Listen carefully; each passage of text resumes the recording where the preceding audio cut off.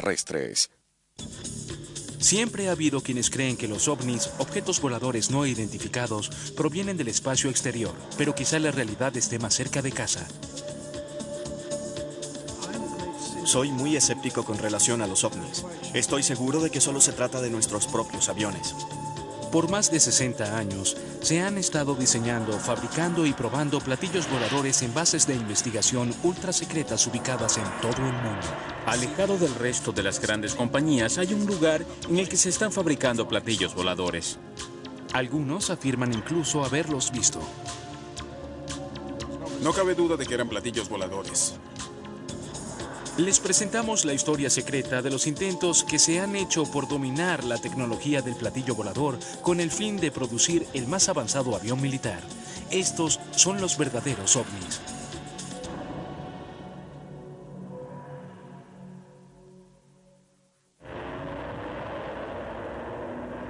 La historia de los verdaderos ovnis comienza en la Alemania nazi. Al ver que la victoria en la Segunda Guerra Mundial se les hacía cada vez más improbable, los científicos alemanes trataron de perfeccionar armas que pudieran cambiar el curso de la guerra a favor de Hitler. Uno de estos científicos era Victor Schauberger, un inventor que ya había producido modelos de platillos voladores. Estos tenían la premisa de ser máquinas voladoras con la maniobrabilidad de un helicóptero, capaces al mismo tiempo de viajar a velocidades supersónicas sin ser detectadas por el enemigo. Las naves de Schauberger utilizaban un vórtice similar a un tornado que producía efectos magnéticos que a su vez causaban la levitación. El trabajo de Víctor fue reconocido por el gobierno alemán y el científico se reunió con Hitler. Más tarde fue admitido a la SS, donde se le pidió que siguiera desarrollando este concepto del platillo volador. Schauberger trabajó con un grupo de brillantes ingenieros alemanes, entre ellos Klaus Habermohl, Rudolf Schieber, Andreas Epp y el Dr. Richard Mitty. Todos ellos produjeron diseños sumamente avanzados. Los alemanes tenían 3 bases separadas para el desarrollo de sus platillos voladores. Había una en Peenemünde, una en Breslau y otra más en Praga. Eran probados en las 3 localidades. De hecho, los alemanes habían avanzado tanto en el desarrollo y prueba de estas máquinas que las habían volado. Una de las compañías involucradas, Messerschmitt, había volado una nave en forma de platillo. Estas fotografías de los primeros prototipos se parecen a las fotografías de ovnis que emergerían en las décadas siguientes. Pero este no era el mundo de la ciencia ficción. Estos eran ovnis altamente avanzados hechos por el hombre. El ejército alemán desarrollaba estas letales armas con el fin de ganar la guerra. Durante la Segunda Guerra Mundial, el conflicto militar en Europa estaba dominado por la lucha por la supremacía sobre el espacio aéreo. Para 1944, la marea estaba a punto de volverse en contra del Tercer Reich. El 13 de junio de ese año, apenas una semana después del día D por parte de los aliados, Hitler desplegó sus mortales armas secretas. Durante un periodo de 2 meses, miles de bombas voladoras transportadas en jets B-1 atacaron la ciudad de Londres. Algunas de ellas fueron derribadas desde tierra, otras en el aire. Este mortal desarrollo de la tecnología bélica marcó el inicio de una nueva era en la historia de la aviación militar. Y el uso de la tecnología del platillo volador para producir máquinas de matanza aún más eficientes sería la culminación de aquellas investigaciones. Durante el período nazi floreció el pensamiento científico y el desarrollo tecnológico. Los científicos alemanes recibieron el permiso de hacer trabajos de desarrollo en todas las áreas que son relevantes en nuestras vidas hoy en día. De hecho, aún estamos viviendo de los restos de sus avances. En realidad, los principios básicos de la ciencia espacial no eran nada nuevo. En las décadas de los 20 y 30, muchos entusiastas inocentes habían comenzado a experimentar con la propulsión a chorro en toda Europa y Norteamérica. Sin embargo, lo que estaban haciendo los nazis no tenía nada de inocente.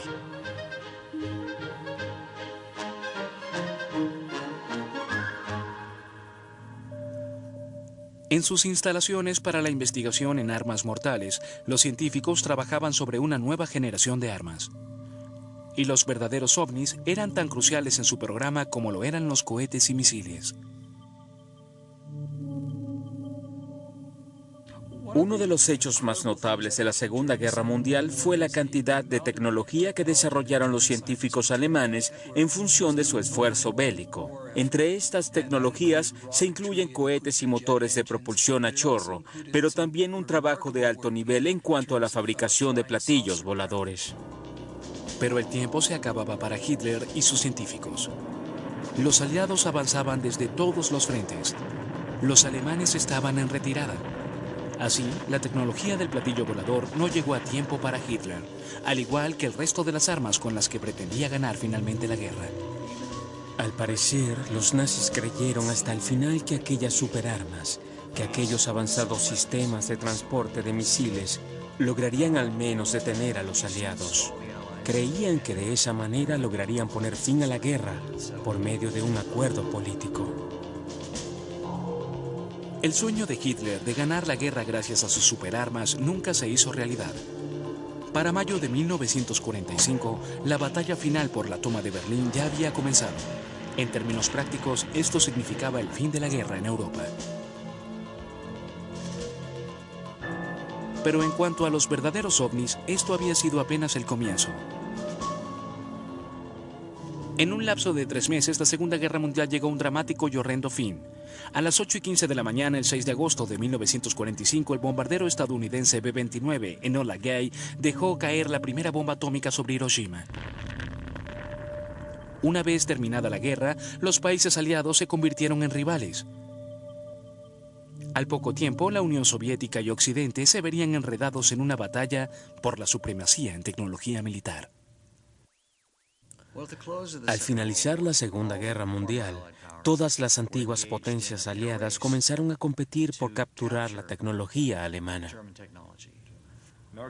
Los estadounidenses capturaron un modelo complejo del V-2 y los planos para la construcción de muchos otros misiles.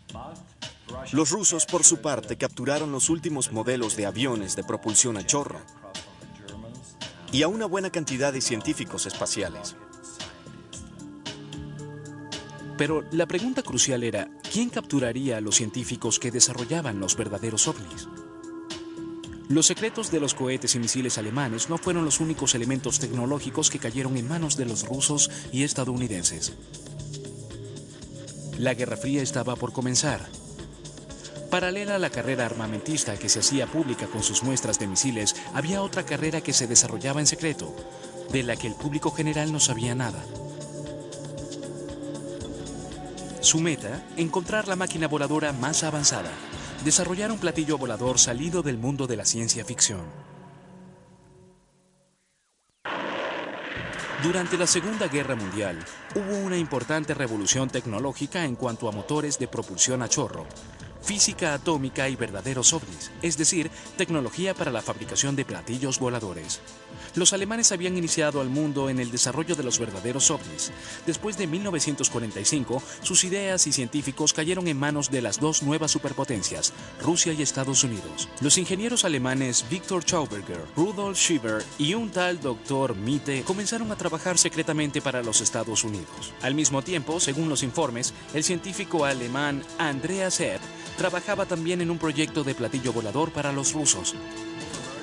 Tanto los estadounidenses como los rusos explotaron mucho el recurso de los científicos que habían capturado al final de la guerra. Usaron la tecnología y el personal alemán para desarrollar su propia ciencia durante la Guerra Fría. Para el final de la Segunda Guerra Mundial, los que fueran aliados se convirtieron en rivales y así comenzó la carrera armamentista que se conoció como Guerra Fría. Los estadounidenses centraron sus esfuerzos en el desarrollo de sistemas de armas con cohetes y misiles. Al parecer, la porción del proyecto de los platillos voladores capturada por los Estados Unidos había quedado a un lado. Hasta que en 1947 un piloto estadounidense llamado Kenneth Arnold reportó haber visto un ovni sobrevolando el territorio norteamericano. Mientras volaba cerca del monte Rainier, en el estado de Washington, vio 9 discos voladores a una cierta distancia de su avión. Al aterrizar, Arnold contó lo que había visto a la prensa local. Me encontraba a 40 o 45 kilómetros del monte Rainier cuando noté a mi izquierda una cadena que se me pareció a la cola de una cometa japonesa. Se movía a una gran velocidad sobre la cara del monte Rainier. Parecían platos cortados por la mitad con una especie de triángulo convexo en la parte posterior. El testimonio de Kenneth Arnold provocó una tormenta. En base a marcas conocidas en el terreno, calculó que aquellas naves volaban a unos 2.000 kilómetros por hora. Cuando aterrizó y contó lo que había visto a la prensa, dijo que parecían platillos saltando en el agua. Y es de ahí que viene el término de platillo volador que utilizamos hoy en día. Salido de la nada, ha llegado hasta nosotros el misterio del platillo volador. ¿Qué es un platillo volador? ¿Qué es eso que la gente ve y a veces logra fotografiar? ¿Qué hay detrás de los informes de fenómenos aéreos que se publican a diario en la prensa de nuestro país? La televisión y la radio estadounidenses comenzaron a informar sobre testimonios que afirmaban haber visto ovnis en el espacio aéreo de los Estados Unidos. Miré hacia arriba y vi 3 platillos voladores formados en V, a unos 800 metros de mí y a una altura de 100 metros aproximadamente. ¿Fue esto lo que vio el testigo? Estados Unidos fue tomado por múltiples visiones y una fiebre de ovnis. Los militares insistían en negar su vinculación con los hechos y declararon en televisión para calmar a la ciudadanía. Podemos asegurar que los testimonios recientes no guardan relación alguna con ningún desarrollo secreto llevado a cabo por agencias militares estadounidenses. Dado mi cargo dentro de la Organización de Investigación y Desarrollo de la Oficina de Aeronáutica y del Departamento de la Armada, conozco bien nuestros programas de aviones y misiles. Por eso puedo asegurar sin reservas que no existe en los programas de la Armada ninguna máquina voladora en forma de platillo.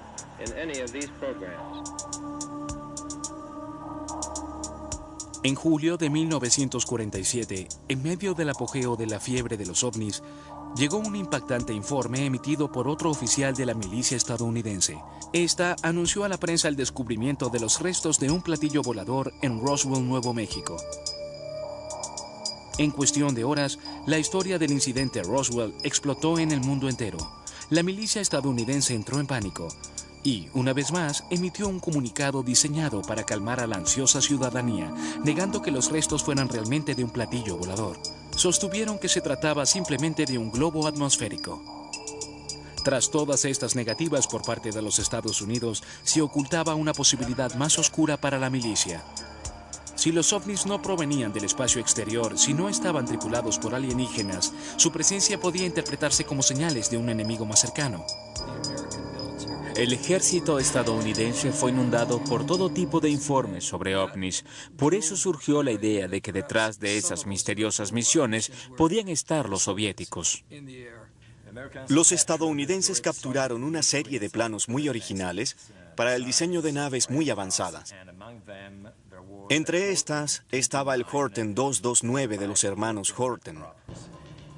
Esta nave tenía una forma muy similar a los primeros platillos voladores que se habían divisado en territorio estadounidense en 1947.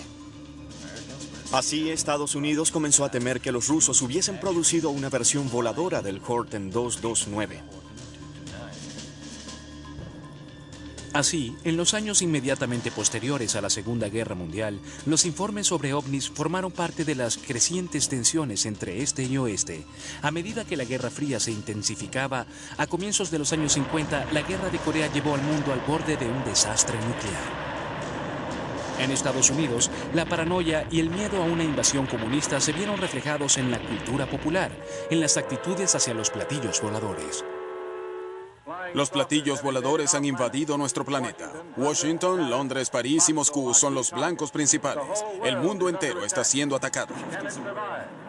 Los años 50 fueron la era dorada de los platillos voladores. La gente tenía miedo por causa de la Guerra Fría. Tenía miedo por causa de los experimentos nucleares. Al mismo tiempo, la exploración del espacio exterior y los avances tecnológicos causaban mucho entusiasmo. De manera que el clima era justo, el apropiado para esperar visita del espacio exterior.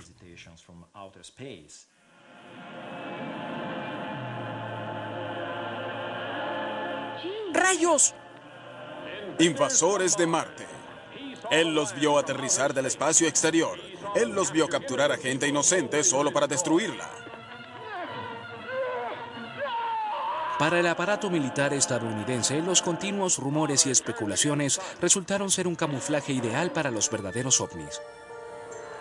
Por todos los desiertos de Estados Unidos había lugares como Área 51, Wade Sands y Los Álamos, centros de investigación en los que, además de los programas espaciales y de prueba de misiles, había cientos de otros proyectos ultrasecretos.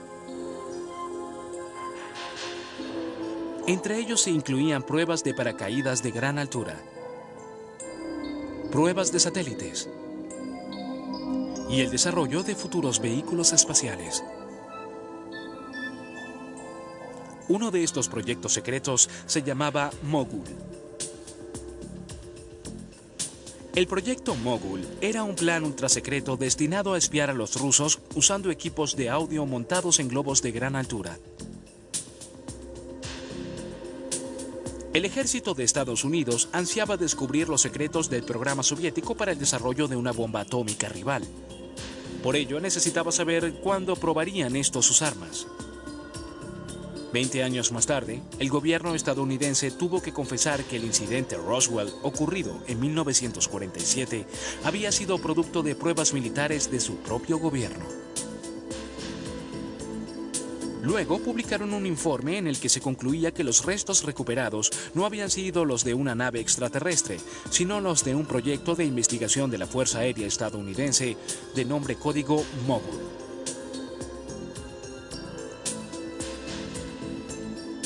De todos modos, los estadounidenses tenían buenas razones para temer a los rusos. La experiencia de la Guerra de Corea y la impresionante aparición del MiG habían demostrado lo avanzada que se había vuelto la tecnología militar soviética.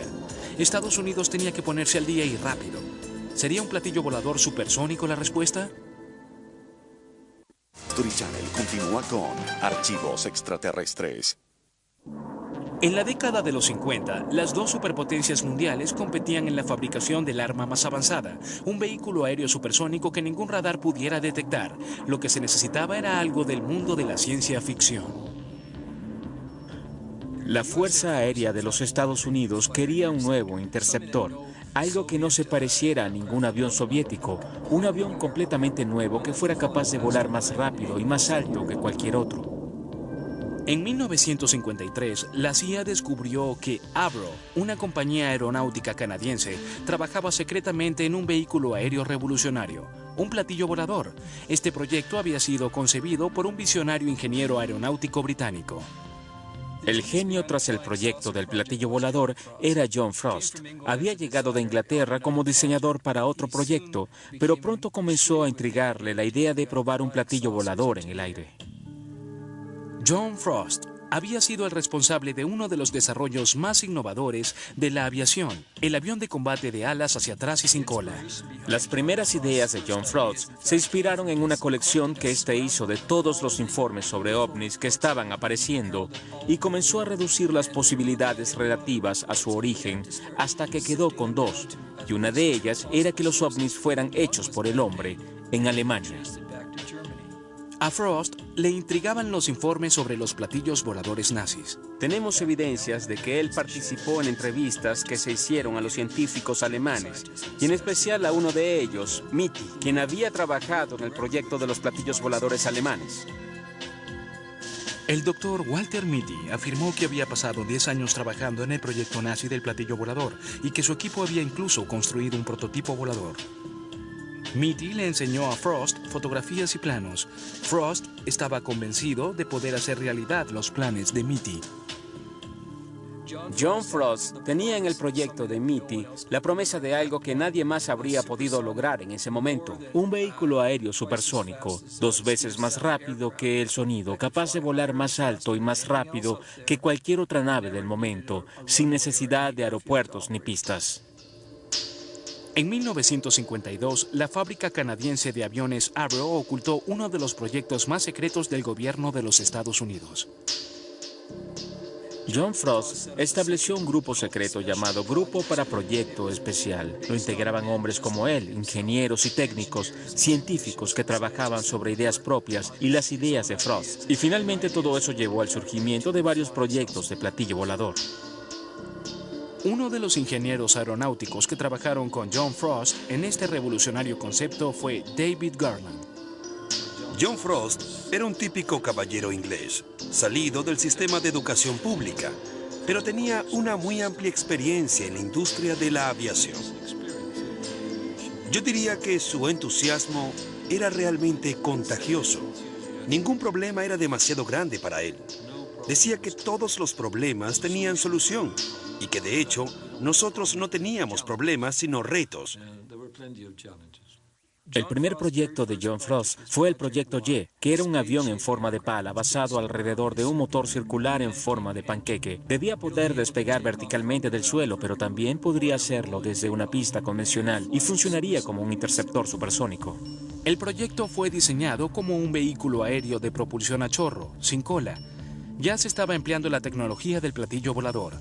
El equipo élite de John Frost construyó un modelo de prueba en forma de pala en un taller muy bien custodiado de la fábrica Avro. En 1953 se probó secretamente un modelo que tenía un alerón de propulsión a chorro y una cola tipo delta. Lo que se buscaba era el despegue vertical, pero las fallas de diseño se hicieron evidentes casi de inmediato. Uno de los problemas principales de cualquier avión que se sostenga sobre la cola es que el piloto debe tener un nivel de destreza increíble para despegar verticalmente, así como para regresar a tierra del mismo modo. Entonces, John Frost concentró todos los esfuerzos de su equipo especial en el desarrollo de un diseño circular, es decir, en esencia, de un platillo volador. El círculo es la máquina más eficiente frente al efecto tierra porque permite tener más elevación luego de un impulso dado alrededor de la periferia. Por eso tiene sentido cuando se suspende la nave en efecto tierra. El diseño siguiente de John Frost recibió el nombre código Y2. El proyecto Y2 era una aeronave completamente circular que usaba un rotor en el centro de sus múltiples motores, ubicados en el borde externo. Estos impulsaban el rotor, le permitían despegar verticalmente y permitían determinar la dirección. Además, esta aeronave podía volar más alto de lo que nadie pudiera imaginar por entonces. Se proponía un avión de combate supersónico de última generación. La Fuerza Aérea decidió involucrarse en grande con una concesión de $10 millones. Para 1956, la carrera armamentista y espacial de la Guerra Fría estaba en su apogeo. La milicia estadounidense estaba desesperada por invertir en nuevas tecnologías de armas. Así que el desarrollo del platillo volador supersónico se puso en marcha gracias a los fondos que clandestinamente aportó el gobierno de Estados Unidos. En el edificio Schaefer se encontraba una aeronave de 15 metros de diámetro impulsada por 6 motores en periodo de prueba. Ya se había comprobado que era una bestia peligrosa que había estado a punto de matar a todo el equipo de Frost. La prueba fue casi una catástrofe. Los motores del platillo se descontrolaron y le volaron el techo al laboratorio. John Frost decidió que no había manera de seguir trabajando con el platillo completo. Así fue como se abandonó temporalmente el proyecto supersónico y Frost pudo construir un vehículo de prueba más pequeño que luego se convirtió en el Avrocar. Las especificaciones de diseño del Avrocar señalaban que debería volar frontalmente a una velocidad de 480 kilómetros por hora, pero la proporción empuje-peso era mucho mayor a la de los aviones que volaban a alturas de 9.140 metros. También se señalaba que debía despegar y aterrizar verticalmente. En 1957, el modelo de Frost recompensó a la milicia estadounidense por haber invertido en su proyecto. El Avrocar era un vehículo de prueba a escala capaz de hacer dos cosas. Primero, podía ser un vehículo de prueba para la nave supersónica que aún estaba en el edificio Schaefer. Y segundo, podía ser el rústico volador que el ejército requería. Podría salir a combatir en un campo de batalla. En 1959, los dos prototipos de despegue vertical salieron de la fábrica. La meta a largo plazo era producir un platillo volador que fuera capaz de sobrepasar los 2.400 kilómetros por hora. Voló a los lados de las pistas, dejándolas libres de hielo. Iba soplando hielo y nieve hacia los lados. Cuando llegó a una parte recién podada del campo aéreo, tuvo problemas porque la grama que se desprendía se introdujo por las entradas de aire. Entonces comenzamos a pensar en cómo prevenir lo que se llama ingestión de objetos externos por las entradas de aire. El platillo volador hizo varios vuelos de prueba, pero por su forma era difícil de maniobrar. Era un laberinto de retos, de los cuales el más grande era su gran inestabilidad resultante de la inclinación, debido a su vez a que el centro de navegación estaba muy por delante del centro de gravedad. No era una muy buena receta para un vuelo exitoso. Claro que no. Los principios del despegue vertical y de la suspensión en el aire estaban funcionando. Se hicieron modificaciones, pero la falta de potencia y unos mecanismos de control inadecuados eran obstáculos que habría que superar para que el Avro Car pudiera llegar a volar como estaba planeado. Aparte del desarrollo de un poderoso control sobre la inclinación, solo conocíamos una manera de estabilizar un objeto circular y era haciéndolo girar sobre sí mismo, como hacemos con un frisbee. La acción de giro imparte estabilidad al objeto. De hecho, algunos de los primeros diseños de John Frost usaron importantes componentes giratorios. Se pensaba que el poder giroscópico de aquellos aparatos impartiría una cierta estabilidad a unos diseños que se creía podrían viajar incluso al triple de la velocidad del sonido. Frost estaba seguro de poder controlar el problema de la inestabilidad. Sin embargo, los estadounidenses insistieron en añadir una cola. Frost consideró que esto constituía una traición a su concepto original. Así, en diciembre de 1961, el programa para la construcción del platillo volador Avro de $10 millones fue descartado oficialmente. Sin embargo, algunos ingenieros que habían trabajado en el proyecto no abandonaron el sueño de Frost.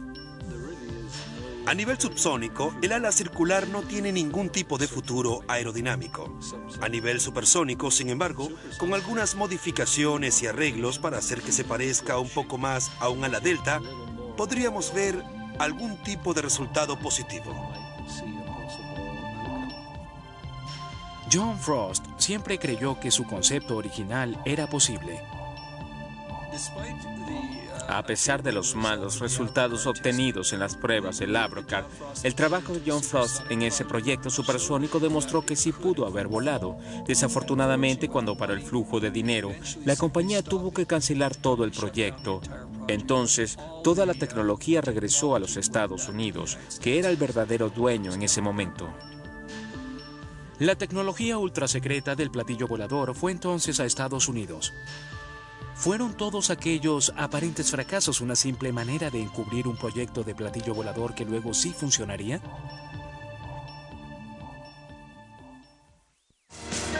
Este es Jack Pickett. Hace 40 años se dedicaba a la publicación de revistas militares en Estados Unidos. Por su ocupación tenía incluso permiso de entrar a áreas vedadas. Él está convencido de haber visto verdaderos platillos voladores en una visita que hizo a la base MacDill de la Fuerza Aérea en Florida. No cabe duda de que eran platillos voladores. Había 4, estaban estacionados en un área restringida de la base aérea. Tenían varios tamaños, desde 6 metros hasta 14, 20 metros. El más grande tenía 36 metros de diámetro. Eran círculos perfectos. Jack Pickett había sido invitado a la base de la Fuerza Aérea para escribir un artículo sobre las aeronaves recientemente decomisadas. Incluso se le mostraron algunas impresionantes fotografías de las aeronaves en el hangar. Me mostraron fotografías de muchas de estas aeronaves volando en formación. También me mostraron fotografías de ellas con escoltas de aviones a chorro, es decir, volaban con escoltas militares regulares. El investigador militar Michael Short lleva los últimos 10 años investigando el testimonio de Pickett. Este tenía 36 metros de lado a lado. Short ha trabajado de cerca con Pickett para producir una serie de reconstrucciones fotográficas de las aeronaves experimentales que Pickett vio. Lo que le mostraron a Pickett parecía increíble. Sin embargo, se le aseguró que aquellos eran realmente platillos voladores experimentales, y aquella era la evidencia de que ya habían volado. Pregunté qué tan rápido y qué tan alto volaban. y me dijo que habían alcanzado el espacio exterior con ellos. Entonces le pregunté incisivamente por qué estaban descontinuando una aeronave capaz de volar tan alto y tan rápido. Y su respuesta fue: hemos diseñado mejores versiones que presentan menos problemas de maniobrabilidad. Pickett escribió su artículo y estaba listo para publicarlo, pero al último momento, la Fuerza Aérea le sustrajo el permiso y tomó de vuelta todas las fotografías de Pickett. Este continúa afirmando la verdad de su historia y permanece convencido de lo que vio. Bien, pues los vi fotografiados en pleno vuelo. Me acerqué a ellos y los toqué con mis propias manos. Los examiné detenidamente. No tengo ni la menor duda de que eran aeronaves excepcionales. Y su apariencia era exactamente igual a la de los llamados platillos voladores. Michael Chart está convencido en base a las evidencias de que la historia de Jack Pickett es cierta. Creo que estos eran los artículos verdaderos y auténticos, porque llevo más de 4 años entrevistando a Jack y nunca ha dejado de ser consistente, nunca ha cambiado su testimonio. Las aeronaves que Jack vio y examinó eran capaces de alcanzar 25.000 kilómetros por hora y creo que esa es una de las razones de que aún permanezcan en secreto. Las aseveraciones de Pickett surgieron sobre el trasfondo de una creciente tensión debido a la Guerra Fría. A comienzos de la década de los 60, el piloto estadounidense de U-2 Francis Gary Powers fue derribado mientras llevaba a cabo una misión de espionaje sobre la Unión Soviética.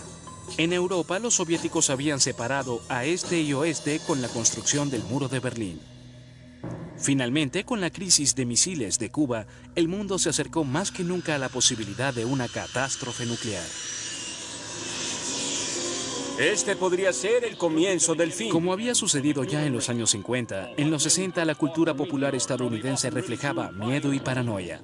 Una vez más, el público se enganchó con la idea de una amenaza del espacio exterior. Las naciones del mundo movilizan su poder militar en un intento por defender a la Tierra contra las armas desconocidas de la superraza del planeta rojo. Hubo una súbita ola de visiones de ovnis. Bajamos rápidamente del auto y nos quedamos parados a un lado de la carretera mientras aquella cosa pasaba volando sobre nuestras cabezas, muy cerca de las copas de los árboles. Se mantenía suspendido sobre la casa, moviéndose de lado a lado, directamente encima de ella. Y si me preguntan qué era, diré que no tengo ni la menor idea. Investigo el fenómeno de los ovnis desde hace 25 años. Y creo que la mayoría de los testigos dicen la verdad al afirmar que vieron algo extraño en el cielo. En la mayoría de los casos, se trata de fenómenos creados por el hombre, o de fenómenos naturales. Pueden ser globos atmosféricos, planetas, satélites que regresan a la atmósfera terrestre y demás. Sin embargo, existe un porcentaje bajo, pero significativo, de casos que aún no se han podido explicar. Pero sí había una explicación para estas misteriosas visiones de ovnis que no implicaba criaturas extraterrestres. Soy un gran escéptico con relación a los ovnis. En pocas palabras, yo diría que prácticamente todos los ovnis que se han visto, aparte de los montajes fotográficos con tapas de ollas, han sido de una u otra manera parte de la Fuerza Aérea de los Estados Unidos. Durante los años 60, Alan Brown trabajó en el taller experimental secreto de Lockheed llamado Skunk Works en medio del desierto de Nevada. En aquel entonces, Rusia y Estados Unidos se temían mutuamente por sus capacidades nucleares. Los rusos usaron principalmente la tecnología satelital para espiar a los Estados Unidos. Los estadounidenses, por su parte, invirtieron sobre todo en aviones de reconocimiento piloteados. Lockheed había construido el avión ultrasecreto de espionaje de gran altura U-2, diseñado para hacer reconocimiento encubierto sobre el territorio soviético, pero era vulnerable a los radares. Cuando unos misiles antiaéreos derribaron el primer U-2 sobre Rusia, ya se había hecho patente que la vida de los U-2 probablemente no sería muy larga, ya que el diseño de estos aviones no les permitía esconderse bien. Era evidente que habría que hacer algo drástico para mejorarlos. Quizá la tecnología de los platillos voladores podría producir un vehículo aéreo óptimo invisible a los radares. Así se inició una competencia para reemplazar el U-2. Lockheed ganó la contratación y yo estuve involucrado con un proyecto de avión llamado Half Blue. El programa cambió muy rápidamente de confidencial a ultra secreto cuando se dieron cuenta de lo mucho que se podría hacer con un avión esencialmente invisible a los radares. Durante los 10 años que siguieron, una nueva generación de aviones de espionaje fue sometida a rigurosas pruebas de manera secreta en el Área 51, la base aérea de pruebas del gobierno de los Estados Unidos en Nevada. Sin duda que las pruebas que se hacían eran a gran escala y además cubrían una gran área. Por eso hubo personas en la periferia que vieron objetos extraños volando por allí. E inmediatamente los reportaron a la prensa como platillos voladores de Marte, Saturno y otros. Quiere decir que la historia de Jack Pickett podría ser cierta. A lo largo de este periodo, la Fuerza Aérea estadounidense estaba desarrollando una aeronave capaz de evadir los radares del enemigo. Eso era justamente lo que habían prometido los pioneros de la tecnología de los platillos voladores. Y lo que es más, 12 años más tarde surgió un nuevo testigo que confirmó las declaraciones de Jack Pickett. Warren Bott, un expiloto de la 8ª Fuerza Aérea, vio un platillo volador idéntico oculto en un hangar restringido, mientras visitaba la base Wright-Patterson de la Fuerza Aérea para una reunión de pilotos. Me sorprendí al ver un enorme avión en forma de disco, cuya circunferencia abarcaba casi todo el hangar. Por lo que vi usaba propulsión a chorro.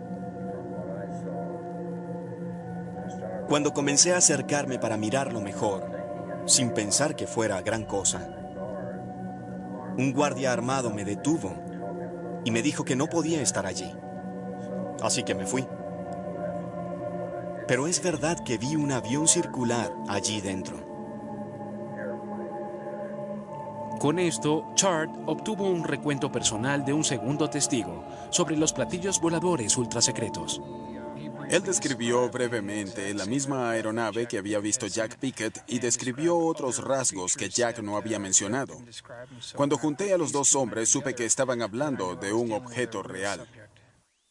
Aunque hay mucho escepticismo, Warren Bott sigue tan convencido como Pickett. Las personas con quienes he conversado desde entonces me dicen que eso nunca ha existido. Creo que están equivocados porque sé lo que vi. Creo que nuestra Fuerza Aérea tiene platillos voladores. Creo que sí existieron y que aún existen. Lo que estos dos hombres vieron se parece mucho a lo que fue el diseño final del Avro Car de John Frost. Los estadounidenses habían emitido un informe en el que el proyecto aparecía como abortado. Sin embargo, muchos creen que en realidad la investigación en tecnología de platillos voladores nunca fue interrumpida. Creo que hoy en día se experimenta todavía con esta tecnología, sin duda. Hablamos de un artefacto que no solo permite llegar hasta el enemigo sin ser detectado, sino que además es invisible a los radares, no hace ruido, no requiere de pistas y tiene el potencial de salir de nuestra atmósfera al espacio exterior. Y todas esas cualidades juntas son lo que la Fuerza Aérea estadounidense siempre ha querido tener.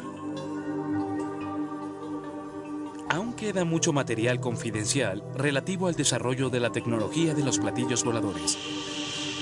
Sin embargo, para finales del siglo XX, los científicos e ingenieros estadounidenses ya habían realizado muchas de las esperanzas y sueños relacionados con el platillo volador. Habían construido una máquina capaz de viajar a velocidades supersónicas sin ser detectada por radares, no sobre un disco circular, sino sobre una pirámide.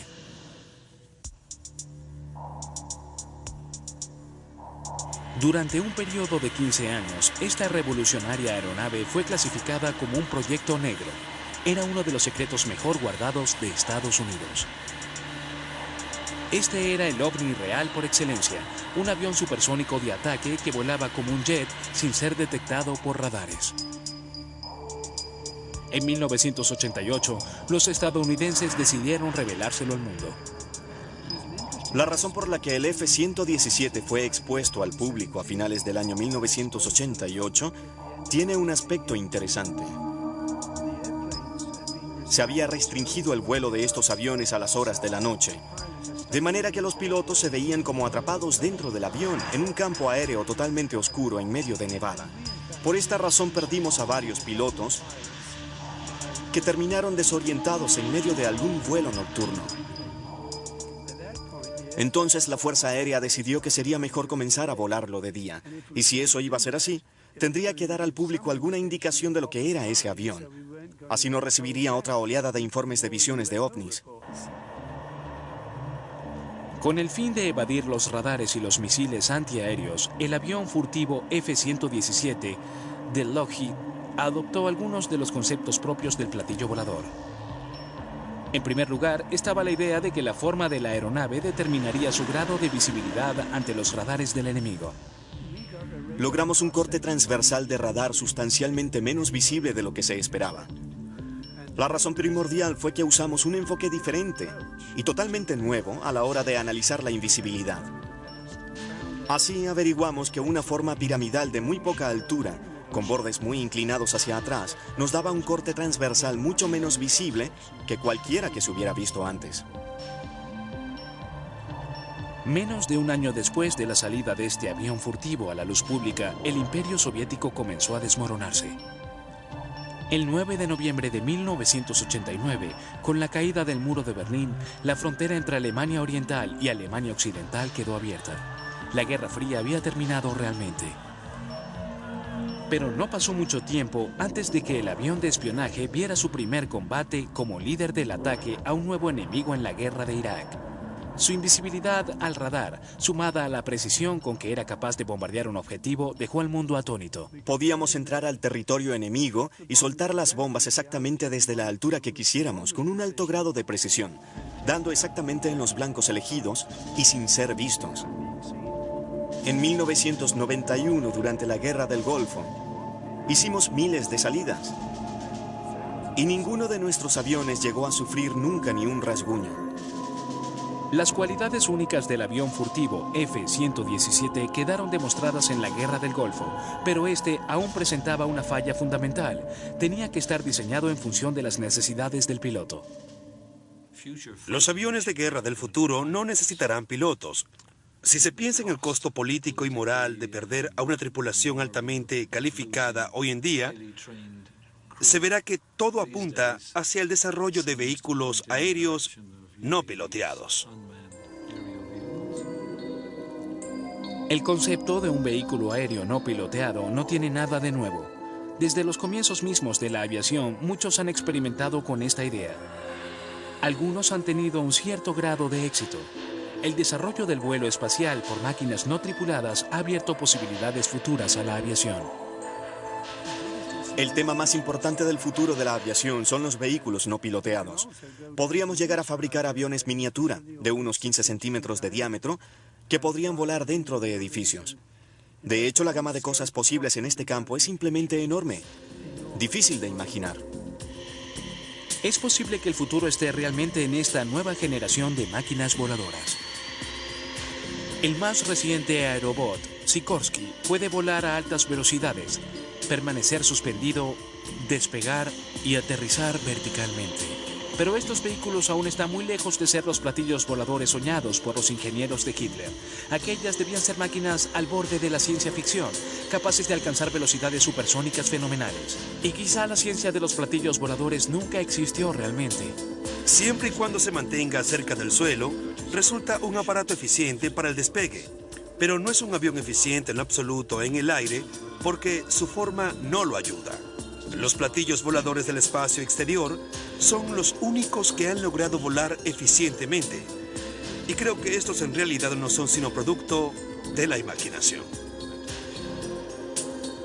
Otros insisten en que la tecnología de los platillos voladores no solo es posible, sino que además ya ha sido alcanzada de manera secreta para la mayoría.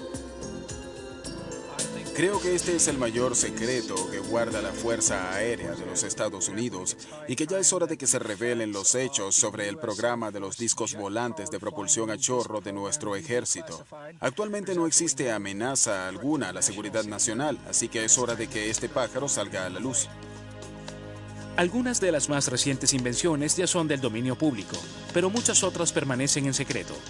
Esto alimenta aún más las especulaciones sobre las visiones de ovnis que se reportan en territorio estadounidense.